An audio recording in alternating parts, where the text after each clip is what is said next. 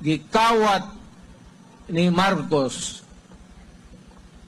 ang atong gold reserves. Sige, mobitaw nang niya ako.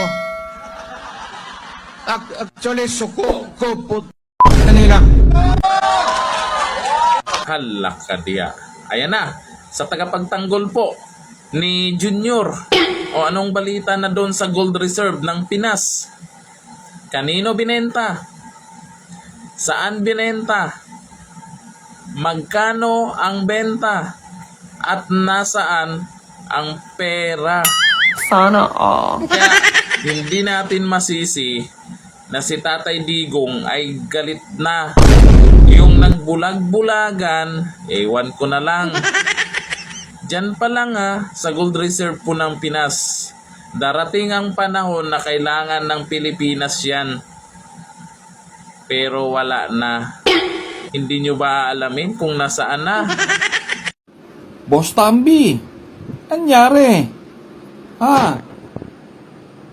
O ngayon dahil hindi bumango ang pangalan mo at hindi nyo napabagsak ang Duterte, bagkus lalo lang bumantot yung pangalan nyo at ang administrasyon ngayon, pinag-initan nyo yung mga vloggers.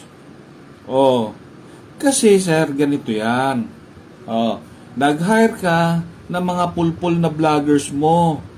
Yung Bureau of International Revenue, yung mga ganun, nag-hire ka ng mga ganun yung mga naghahayag ng mga fake news na inaangkin yung mga proyekto ng mga nakaraang administrasyon na para bang kayo ang may gawa. Ngayon, bilyon-bilyon ang ginastos mong pondo, pera ng taong bayan, pero still mabantot pa rin ang pangalan mo.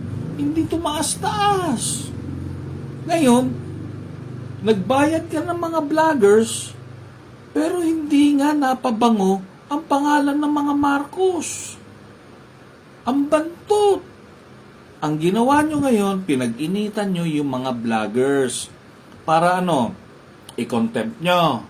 Tapos pag na-i-contempt nyo, wala nang magba-vlog para sa side ng mga Duterte. Para ngayon, kayo yung mamayagpag. Yung mga bataan nyo yung mga mananalo. Diba? Alam na namin yan. Sko, maglulukuhan pa ba tayo? Pambihira naman, Patibong yan Yung ginagawa nyo, patibong yan. Hindi nyo nakuha sa ganito ang taong bayan, hindi nyo naiangat ang pangalan nyo, ang pangalan ng Marcos.